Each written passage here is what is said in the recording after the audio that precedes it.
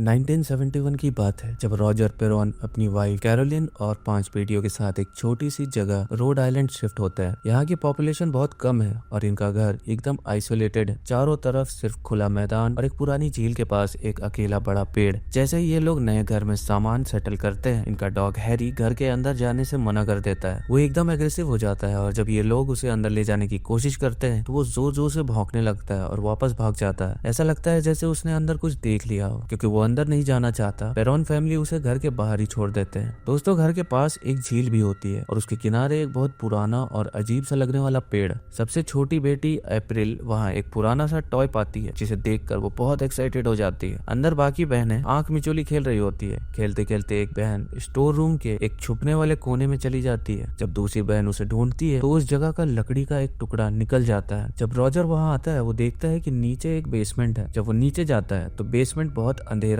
धूल भरा और क्रीपी होता है। वहाँ एक पुराना पियानो और कुछ सामान पड़ा होता है। जैसे ही रॉजर ऊपर आता है, वो दरवाजा बंद कर देता है और अपनी बेटियों से कहता है कि कोई नीचे नहीं जाएगा। बेसमेंट के अंदर मक्खियाँ और पुरानी चीजें भरी पड़ी होती है। उस रात सब लोग अपने अपने रूम में सो रहे होते हैं। जैसे ही रात बढ़ती है, उनका डॉग हैरी बाहर जोर जोर से भौंकने लगता है। कैरोलिन और रॉजर सोचते हैं कि सब नॉर्मल है और इग्नोर करके सो जाते हैं। लेकिन अगले दिन सुबह कुछ अजीब होता है। कैरोलिन जैसे ही उठती है, उसके पैर पर एक अजीब सा निशान होता है। वो कंफ्यूज होती है कि ये कैसे आया। जब वो अपने रूम से बाहर जाती है तो देखती है कि घर की सभी घड़ियां एक ही टाइम पर रुकी हुई है, सुबह के 3:07 पर। कैरोलिन ये बात रॉजर को बताती है। रॉजर कहता है शायद सामान लगाते वक्त किसी घड़ी का सेल गिर गया होगा। कैरोलिन फिर कहती है लेकिन ये देखो, ये मेरे पैर पर निशान कहाँ से आया। रॉजर उसे लाइटली लेता है, लेकिन तभी एक जोर की आवाज आती है। दोनों तुरंत आवाज की तरफ भागते हैं। जब वो बाहर पहुंचते हैं तो देखते हैं उनका डॉग हैरी मर चुका है। ये देखकर सब शॉक्ड हो जाते हैं, लेकिन उन्हें समझ नहीं आता कि उसकी मौत कैसे हुई। एक बार फिर रात होती है और एक बार फिर घड़ियां एग्जैक्टली 3:07 पर रुक जाती है। इस बार रॉजर उठ जाता है। उसे महसूस होता है जैसे घर में कोई है। वो धीरे से घर के अंदर इधर उधर देखने लगता है। जब वो सीढ़ियों की तरफ देखता है तो उसे एक परछाई सी दिखाई देती है। तभी उसकी बड़ी बेटी एंड्रिया नीचे आती है। रॉजर उससे पूछता है तुम यहाँ क्या कर रही हो। एंड्रिया घबरा कर कहती है मैं सो रही थी, लेकिन कोई मेरे कमरे में आया था। रॉजर उसके साथ उसके रूम में जाता है। जैसे ही वो अंदर जाता है, उसका ब्लड फ्रीज हो जाता है। एंड्रिया की छोटी बहन अलमीरा के सामने खड़ी होती है और वो अपना सर अलमारी पर जोर जोर से मार रही होती है। एंड्रिया को स्लीप वॉकिंग की आदत थी, लेकिन इस तरह अपना सर अलमारी पर मारना उसने पहले कभी नहीं किया था।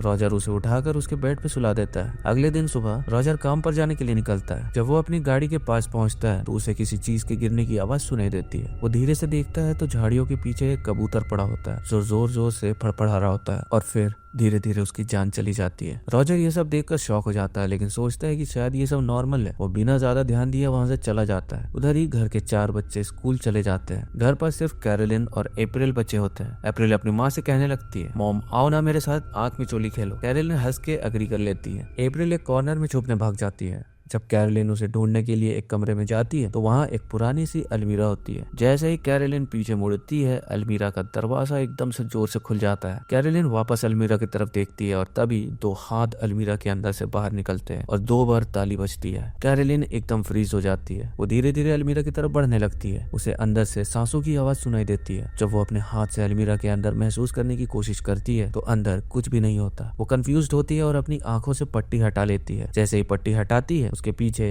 अप्रैल खड़ी होती है। कैरोलिन सीधे उसके पास जाती है, लेकिन फिर वो इस बात को इग्नोर कर देती है। उसी रात सब बच्चे सो रहे होते हैं। तभी क्रिस्टीन एक अजीब सी फीलिंग महसूस करती है। उसे लगता है जैसे कोई उसके पैरों को खींच रहा हो। पहले तो उसे लगा कि ये सिर्फ मजाक है, शायद उसकी बहन ने किया होगा, लेकिन फिर कोई फोर्स उसका पूरा पैर खींचने लगता है। क्रिस्टीन एकदम से उठती है और उसका दिल तेज तेज धड़कने लगता है। उसकी नजर दरवाजे के पीछे पड़ती है। उसे लगता है कि वहाँ कोई है। धीरे धीरे वो उतर कर नीचे जाती है और तभी क्रिस्टीन की छोटी बहन उसके पास आती है और धीरे से कहती है वो तुम्हारे पीछे है। क्रिस्टीन धीरे धीरे मुड़ने लगती है, लेकिन जैसे ही वो पूरी तरह पीछे देखती है, उसका चेहरा एकदम सफेद पड़ जाता है। वो जोर जोर से चिल्लाने लगती। सब लोग तुरंत उसके कमरे की तरफ दौड़ते हैं। क्रिस्टीन चीख रही थी मैं सपना नहीं देख रही थी, मैंने उसे देखा था। उसने मुझे कहा था कि वो मुझे फ्राइडे तक मार देगा। रॉजर और कैरोलिन उसे शांत करने की कोशिश करते हैं, लेकिन उन्हें लगता है कि क्रिस्टीन बस कोई बुरा सपना देखकर डर गई है। लेकिन ये सब यही नहीं रुका। कैरोलिन के शरीर पर हर रोज नए निशान पड़ने लगे। उसने जब डॉक्टर से चेकअप कराया तो डॉक्टर ने कहा कि शायद उसे कोई मेडिकल प्रॉब्लम हो, लेकिन कैरोलिन को अंदर ही अंदर लग रहा था कि कुछ तो गड़बड़ है। फिर एक और रात आती है। कैरोलिन एक अजीब सी फीलिंग महसूस करती है, जैसे घर में कोई और भी हो। वो धीरे धीरे सभी कमरों को चेक करने लगती है, लेकिन कोई नहीं होता। तभी सीढ़ियों पर जो फैमिली फोटोज लगी होती है वो एक एक करके नीचे गिरने लगती है। कैरोलिन का ब्लड फ्रीज हो जाता है। वो तुरंत वहाँ भाग के पहुंचती है, लेकिन वहाँ कोई नहीं होता। वो चारों तरफ देखती है, लेकिन सब कुछ शांत होता है। तभी उसे एक आवाज सुनाई देती है, एक ताली बजने की आवाज, बिल्कुल वैसे ही जैसे जब वो अप्रैल के साथ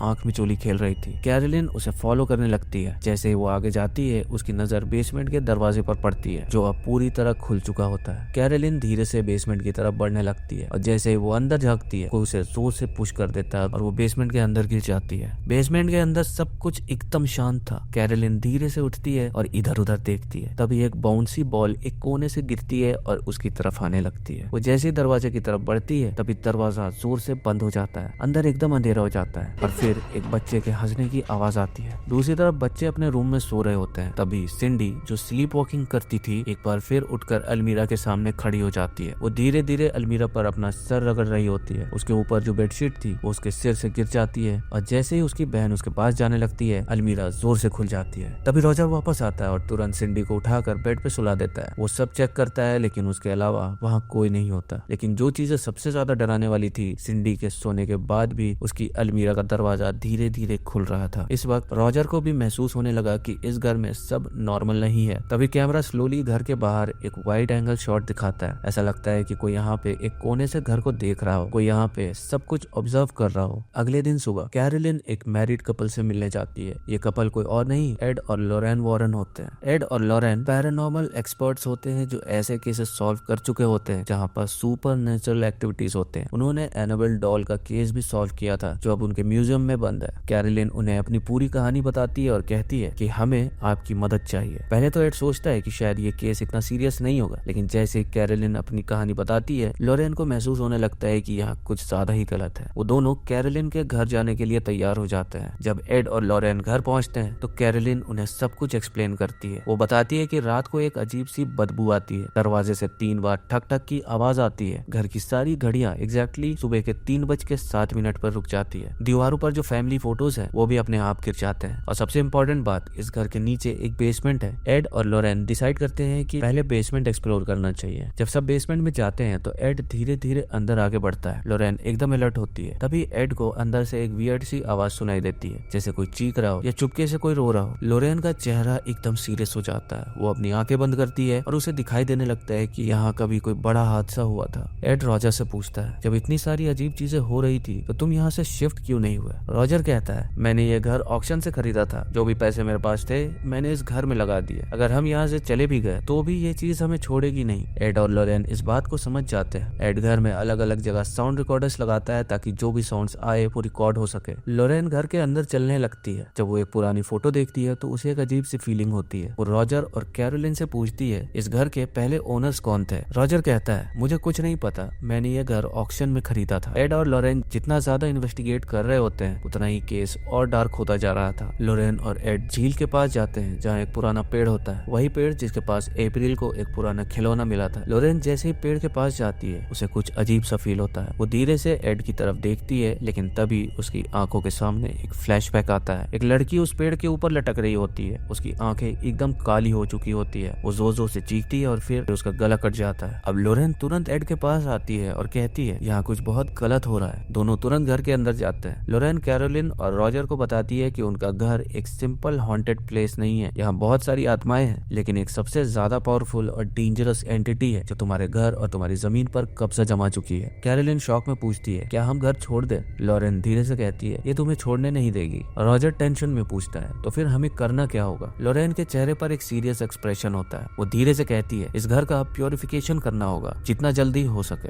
एड कैरोलिन से कहता है, ये सब इतना आसान नहीं है। सबसे पहले हमें कुछ सॉलिड सबूत इकट्ठे करने होंगे, जो हम चर्च को दिखा सके। जब तक चर्च अप्रूव नहीं करेगा, तब तक हम एक्सॉर्सिज्म नहीं कर सकते। लॉरेन भी अग्री करती है। बहुत केसेस में ये चीजें और भी डेंजरस हो जाते हैं। एड रॉजर से कहता है, हमें यहाँ ज्यादा देर नहीं रुकना चाहिए। जो शक्ति तुम्हें नुकसान पहुंचाना चाहती है, वो हमें भी रोकने की कोशिश करेगी। सब लोग घर से चले जाते हैं, लेकिन एड घर लौट कर रिकॉर्डिंग सुनता है, जो उसने रात को की थी। रिकॉर्डिंग में सिर्फ एक चीज सुनाई देती है, एड की आवाज, लेकिन इसके अलावा वहाँ कोई और आवाज नहीं थी। लॉरेन पुरानी रिसर्च करती है, तो उसे पता चलता है कि ये घर घर एक फार्म हाउस का हिस्सा था जो अलग अलग टुकड़ों में बांटा गया था। ये फार्म हाउस 1803 में बना था। इस जगह एक आदमी रहता था, जॉन कॉपर, और उसकी बीवी ने यहीं अपनी जान ले ली थी। उसने एग्जैक्ट 3:07 पर आत्महत्या की थी और इसी वजह से घर की घड़ियां हर रात इसी समय रुक जाती है। लेकिन ये सिर्फ एक कहानी नहीं थी, इस घर में और भी लोग मर चुके थे। लोरेन कहती है, मुझे बिल्कुल भी हैरानी नहीं है कि तुम्हारे घर में इतनी सारी आत्माएं हैं। ये जगह एक ट्रैप बन चुकी है। एड, लोरेन और उनकी टीम एक बार फिर घर में आते हैं ताकि प्रॉपर प्रूफ कलेक्ट कर सके। वो घर में कैमरास और माइक सेटअप करते हैं ताकि आवाज रिकॉर्ड हो सके। साथ ही साथ वहाँ पर कुछ रिलीजियस आइटम्स भी लगाए जाते हैं। सब पूरी रात वहाँ रुकते हैं, लेकिन इस बार कुछ भी खास नहीं होता। अगले दिन सुबह लोरेन घर के बाहर होती है जब उसे महसूस होता है कि आसमान का रंग बदलने लगा है। काले बादल मंडरा रहे होते हैं। वो तुरंत समझ जाती है कि कुछ तो गड़बड़ होने वाली है। वो भागते हुए अंदर जाती है। अंदर कैरोलिन सो रही होती है। तभी उसके मुंह के अंदर कुछ घुसने लगता है। लोरेन शॉक में उसे देखती है। कैरोलिन एकदम से उल्टी करने लगती है। सब उसके पास भागते हैं, लेकिन कैरोलिन कहती है, मैं ठीक हूँ, शायद बस कोई बुरा सपना था। वो वहाँ से चली जाती है, लेकिन लोरेन अंदर ही अंदर कुछ महसूस करती है। उसी रात सब लोग फिर से घर में प्रूफ कलेक्ट कर रहे होते हैं। एक पुलिस ऑफिसर भी वहाँ होता है जो पैरानॉर्मल एक्टिविटीज पर विश्वास नहीं करता। वो मजाक में कहने लगता है, अगर यहाँ कुछ है तो मुझे दिखाओ। तभी एक औरत का साया आता है जो नौकरानी के कपड़ों में होती है। पुलिस ऑफिसर का चेहरा एकदम सफेद पड़ जाता है। वो जोर से चीखने लगता है और भाग जाता है। एड और रॉजर उसके पीछे जाते हैं। पुलिस ऑफिसर शॉक में होता है और कहता है, मैंने उसे देखा, वो यही थी। लोरेन कहती है, ये वो नौकरानी थी जिसे इस घर में मार दिया गया था। तभी एक कैमरा ऑटोमेटिकली फ्लैश मारने लगता है। लोरेन एकदम सीरियस हो जाती है, किसी ने कैमरा क्लिक किया है। रॉजर कहता है, लेकिन किसी ने बटन दबाया ही नहीं। लोरेन धीरे से कहती है, कैमरा ने उसकी तस्वीर खींच ली है जो हम नहीं देख पा रहे। तभी सबकी नजर सिंडी पर पड़ती है। वो बिना किसी इमोशन के सीढ़ियों से ऊपर जा रही होती है। जैसे ही फ्लैश दोबारा चमकता है, रॉजर उसे रोकने के लिए आगे बढ़ता है, लेकिन एड उसे रोक लेता है। हमें सबूत चाहिए। रॉजर गुस्से में कहता है, तुम एक फोटो लेने के चक्कर में मेरी बेटी को मरने दोगे? लोरेन ऊपर देखती है, सिंडी के पीछे कोई और है। सिंडी अपने कमरे के अंदर चली जाती है और दरवाजा अंदर से बंद हो जाता है। सब दरवाजा तोड़ने की कोशिश करते हैं, लेकिन वो नहीं खुलता। एड कहता है, उस रूम में हमने माइक लगाया है। जब सब माइक की आवाज सुनते हैं तो अंदर से एक बच्चे की आवाज आती है, मैं यही हूँ, मेरे पीछे मत आना। तभी ऊपर से दरवाजा खुल जाता है। सब लोग तुरंत अंदर दौड़ते हैं, लेकिन सिंडी वहाँ नहीं होती। लोरेन एक पुरानी अलमारी चेक करती है। उसके अंदर एक सीक्रेट पैसेज होता है। ये अप्रैल ने बनाया था, जो सबसे छोटी बेटी थी। लोरेन धीरे से अंदर जाती है और उसे एक पुराना रस्सी का फंदा मिलता है। एक और डेड बॉडी का साया वहाँ होता है। लोरेन अब जैसे जैसे आगे बढ़ रही होती है, सब कुछ और ज्यादा इंटेंस होने लगता है। तभी लोरेन को एक औरत का साया दिखता है। वो धीरे से कहती है, उसने मुझे वश में कर लिया और मुझसे सबको मरवा दिया। लोरेन बहुत डर जाती है। ये रोरी की माँ थी। रोरी वही बच्चा था